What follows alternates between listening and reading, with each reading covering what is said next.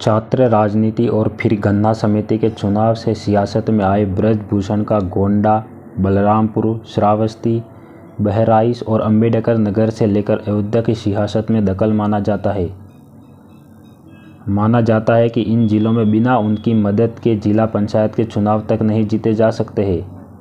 वही 1989 में बीजेपी में आए थे और आंदोलन में सक्रिय होकर 1991 में पहली बार लोकसभा चुनाव जीते।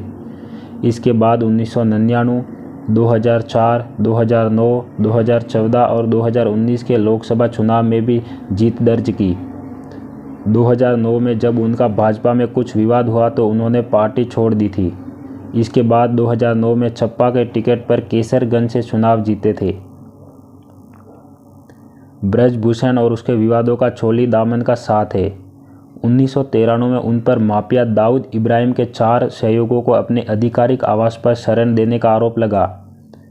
इस मामले में उन्हें टाडा के तहत गिरफ्तार किया गया। हालांकि इससे उनके रसूख पर कोई असर नहीं पड़ा।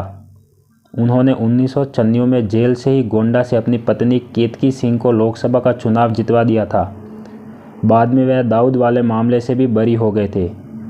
1993 में यह आरोप भी लगा कि उन्होंने अपने प्रतिद्वंदी और सपा नेता विनोद सिंह उर्फ पंडित सिंह पर जानलेवा हमला करवाया। मुकदमा भी दर्ज हुआ। ब्रजभूषण अयोध्या के विवादित ढांचे के विध्वंस के 40 आरोपित में भी शामिल रहे और गिरफ्तार भी हुए, पर बाद में वे अदालत से दोषमुक्त हो गए। उन पर गोंडा में ही पूर्व मंत्री घनश्याम शुक्ला की हत्या का आरोप भी लगा, पर वह साबित नहीं हो सका। 2021 में रांची में ब्रजभूषण ने मंच पर एक पहलवान को थप्पड़ मारा। इस पर चर्चा तो हुई, लेकिन विरोध के सुख मुखर गए। ब्रजभूषण का भाजपा में उभार तब हुआ जब पार्टी का क्षेत्रीय संगठन इतना मजबूत नहीं था। एक वक्त तो गोंडा में भाजपा का कार्यालय तक इनके घर में चलता रहा। वह अपने क्षेत्र में वह बैठकों में हावी रहते थे और फैसले भी मन मुताबिक करते थे। लेकिन अब भाजपा बदल चुकी है। किसी भी नेता का कद इतना बड़ा नहीं रहा कि वह संगठन पर दबाव बना सके। 2022 के विधानसभा चुनाव के बाद वह अपने विधायक बेटे प्रतीक भूषण को मंत्री बनाना चाहते थे, पर उनकी नहीं चली। अपने सियासी दबदबे के लिए ब्रजभूषण अक्सर पार्टी लाइन को किनारे करते थे। पिछले साल मई में मंच से चीफ राज ठाकरे ने अयोध्या में दर्शन का कार्यक्रम बनाया था।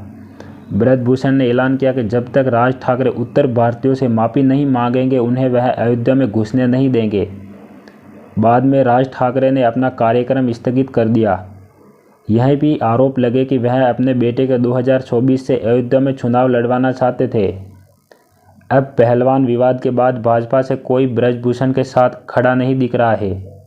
गोंडा में उनके भतीजे से प्रशासन जमीन भी खाली करवा चुका है।